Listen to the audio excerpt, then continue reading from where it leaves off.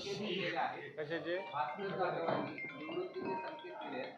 8 निवडणुका जिंकल्यानंतर आता थांबलं पाहिजे असं त्यांना वाटतंय आणि पवारांची साथ सोडली हा निर्णय चुकीचा होता असं त्यांनी म्हटलं.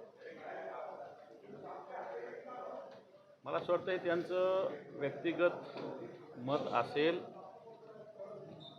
निश्चित 8 निवडणुका म्हणजे जवळपास 40 वर्षाचा काळ हा मोठा काळ आहे. परंतु तसं बघायला गेलं तर भास्कर जाधव हे शिवसेनेचे नेते आजही सक्षम, ताकदवान आहेत आणि त्यांची शिवसेनेला आवश्यकता आहे. मंत्रिपद न मिळाल्याची पण त्यांनी खदखद व्यक्त केली आहे.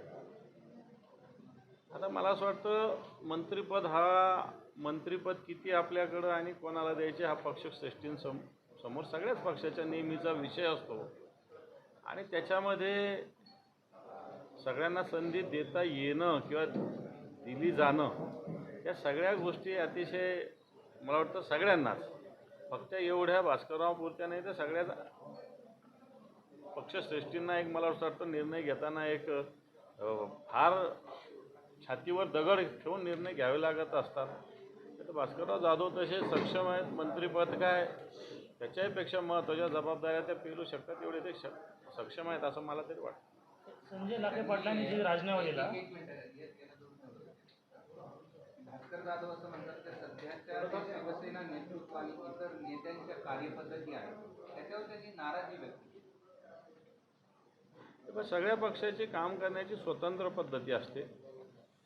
सगळेच नेतृत्व सारखं नाही वागू शकत किंवा सारखं स्टाईल ऑफ फंक्शनिंग सगळ्यांची सारखी नसतेच. प्रत्येकाची वेगवेगळी असते. परंतु वेगवेगळी जरी असली तरी उद्दिष्ट त्यांचं एकच असतं. त्यामुळे मला असं वाटतं स्वतंत्र कार्यपद्धती ज्याची त्याची असते एवढंच याच्यावर म्हणता येईल. बोलताना असंही म्हणाले की विरोधी पक्षनेतेपद मिळालं असतं तर सरकारच्या चुकीचे कामाचे वाभाडे काढले. त्यांना कुठे खदखद वाटते का हे पद मिळालं? तेव्हा खरं तर सत्ताधारी पक्ष एकीकडं मोठ्या गोष्टी करत असताना विरोधी पक्ष नेता ही जबाबदारी इतक्या दिवस ते म्हणायचे की पत्र द्या पत्र द्या पत्र द्या. आता आम्ही तिन्ही पक्षांनी एकत्रित होऊन अशा पद्धतीनं सरकारकडं म्हणजे विधानसभेच्या अध्यक्षाकडं पत्र सादर केलेलं आहे. आता हे सगळी सर्वस्वी जबाबदारी विधानसभेच्या अध्यक्षाची आहे. त्यामुळे खरं तर भास्कररावांना ते मागच्याच अधिवेशनाच्या काळात मिळायला पाहिजे जबाबदारी.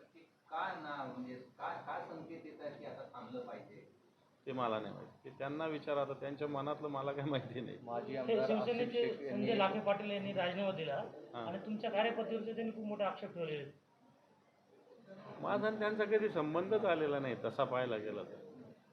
माझी कार्यपद्धती आणि त्यांचा कधी काही संबंध आलेलाच नाही आहे. ते शिवसेनेत आल्यानंतर मला वाटतं सचिव झाले. सचिवांचं काम मान्य उद्धवजींना मदत करणं असं असतं. सचिव आमच्याकडे जे 7-8 आहे प्रत्येकाला एक वेगवेगळ्या विभागाची जबाबदारी आहे. त्या पद्धतीनं काम करत असतात. तेव्हा माझा त्यांच्या विषयाशी काही संबंधच यायचा कारण नाही. माझी काय पद्धती ती माझी पद्धती, त्याला काय. माजी आमदार आसिफ शेख यांनी एक वक्तव्य केलं आहे की औरंगजेब आंदोलन केलं त्याच्यावर तुमचं कौतुक उद्धव ठाकरेंनी केलं. ती मूळ संकल्पनाच त्यांची होती असं लाखे पाटलांचं. मला माहीतच नाही त्यांची संकल्पना असायचं काय कारण. त्यांनी मला कधी सांगितली का किंवा मी त्यांना विचारले की आम्हाला माहीत नाही. आणि माझा पिंड आंदोलनाचा आहे. हे असे आम्ही सातत्यानं काही ना काही करत असतो. आज आम्ही बघा बँकांची शाळा एक आंदोलनात्मक उपक्रम राबवलेला आहे. या निमित्तानं शिवसैनिक बँकात जातो.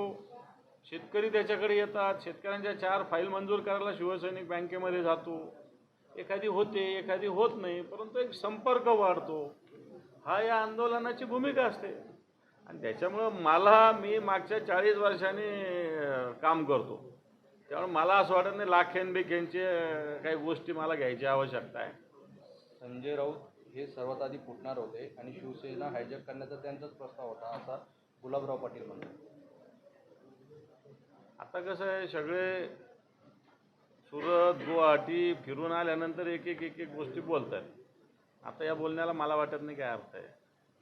औरंगजेब खूप पवित्र होता असं वक्तव्य माजी आमदार आसिफ शेख यांनी केलं. कोणी? माजी आमदार आहे काँग्रेसचे मालेगावचे. काय नाव त्यांचं? आसिफ शेख. त्यांचं मत असेल ते आपल्याला काय करायचं. आषाढीच्या वारीमुळे रस्ता जाम होतो असं अबू आझमी म्हणाले. वादग्रस्त वाटतं मी आज सकाळी त्याच्याविषयी ट्विट केलेलं आहे. वारीविषयी जास्त ज्ञान अबू आझमीनं पाजळण्याची गरज नाही आहे. वारीचं महत्त्व, वारी कधीपासून सुरू झाली आणि कशासाठी सुरू झाली आणि कोण या वारीत असतं हे अबू आझमींना काय माहिती. हिंदी सक्तीवर वर्ष बंगल्यावर आज जे आहे तर बैठक जे आहे तर बोलवली. हिंदी सक्ती करता येणार नाही या राज्यामध्ये, मराठी सक्ती होईल.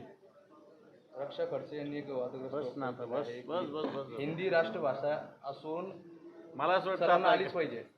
ठीक आहे, लक्षात घ्या. मी फक्त आता या आंदोलनाविषयी 2 मिनिटं बोलतो की हे आंदोलन जे आम्ही शिवसेनेच्या वतीनं पुकारलेलं आहे, हे आंदोलन सातत्यानं चालणार आहे. प्रत्येक बँकामध्ये शिवसेना, आम्हीसुद्धा दौरे असताना प्रत्येक बँकात जाऊ. सरकार खोटं बोलतं आहे. एकीकडं मुंबईतून राज्याचे मुख्यमंत्री सांगतात सिबिल तपासणाऱ्या अधिकाऱ्यांवर गुन्हा दाखल करू. इथं अधिकारीच कबूल करतात की आम्ही सिबिल बघतो.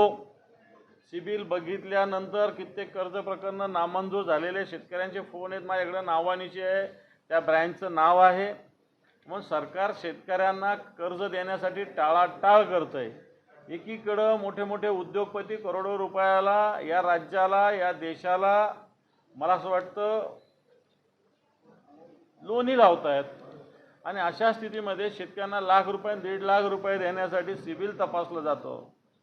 मला वाटतं हे दुर्दैवी आहे. शिवसेनेच्या वतीनं संपूर्ण मराठवाड्यामध्ये आज शेतकऱ्यांना पीक कर्ज मिळवताना ज्या पद्धतीनं अडचणींना सामोरं जावं लागतं, त्या दृष्टीनं बँका मानसिक त्रास मोठ्या प्रमाणावर शेतकऱ्यांना देत आहेत. आणि म्हणून आज आम्ही एक बँकांची शाळा नावाचा उपक्रम पूर्ण मराठवाड्यात बँकामध्ये जाऊन राबवतोय.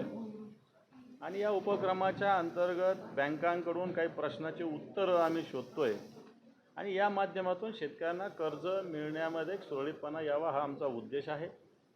याच्यातला प्रमुख सिबिल तपासू नये अशा पद्धतीनं वरपासून माननीय मुख्यमंत्र्यांपासून सूचना आहेत. अशा असताना इथे आम्ही लीड बँकेकडे आलो, त्यांनी सांगितलं की अशा सूचना आहेत, खरं आहे, परंतु खालच्या स्तरावरचे बँकेचे अधिकारी, मॅनेजर्स या सूचनांचं पालन तंतोतंत करत नाही, सिबिल तपासतातच. आणि म्हणून हा एक मुद्दा आहे. बऱ्याच ठिकाणी शेतकऱ्यांनी वन टाईम सेटलमेंट केलेलं आहे.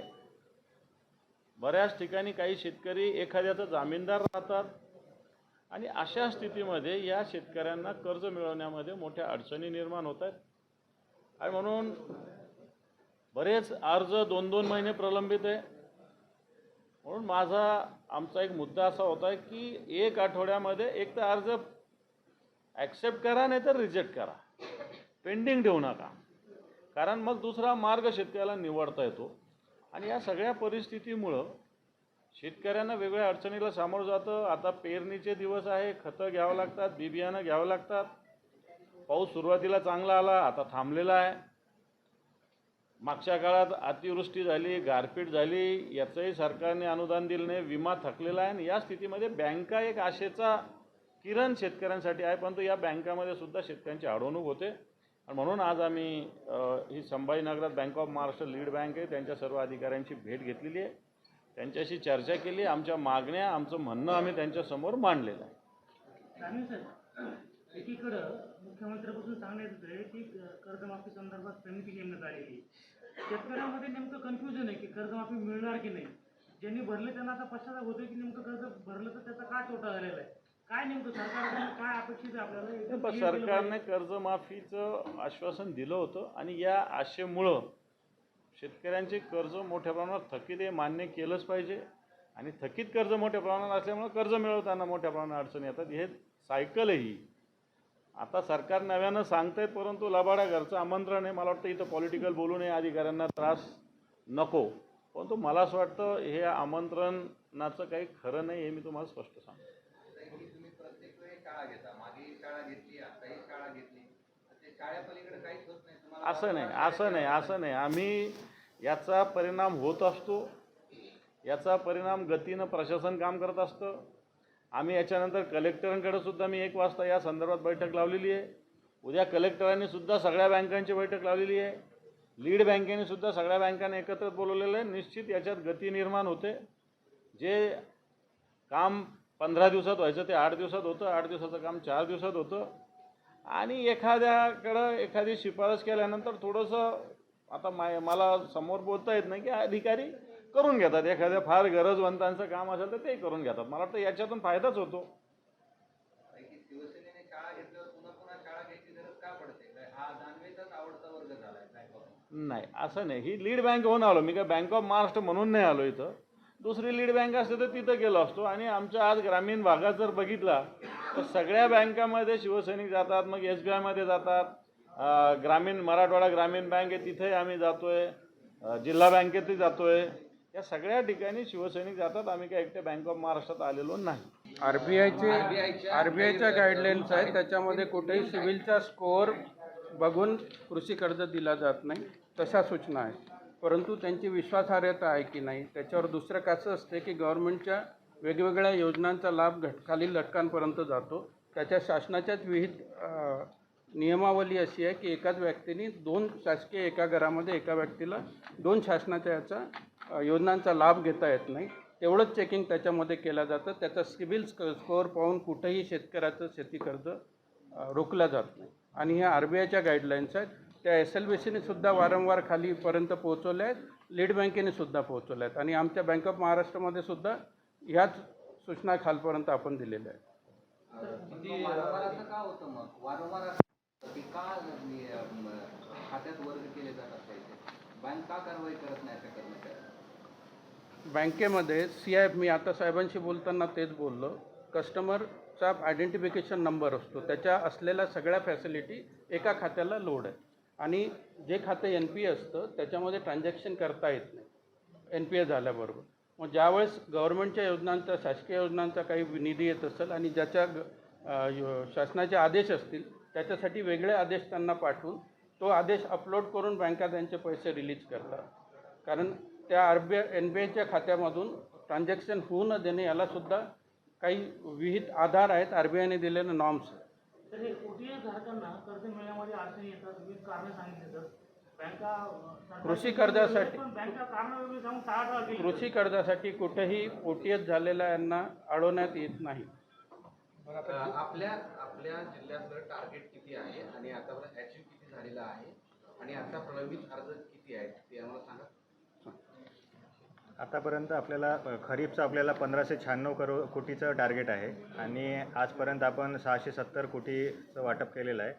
42% आपलं अचिव्हमेंट आहे. कुठली बँक आहे की जी कर्ज देण्यास टाळाटाळ? सगळ्या बँकांकडे आलेले अर्ज त्वरित करतात, पण काही कारणास्तव काही पेंडिंग राहू शकतात. बाकी सगळ्यांनी वाटप केलेलं आहे. ते आता शेवटचा मुद्दा म्हणाले ना की सरकार कर्जमाफी देईल म्हणून अनेक शेतकरी कर्ज परत करत नाही. तर तो आकडा किती आहे? किती शेतकरी त्यांनी आपलं कर्ज परत केलं नाही?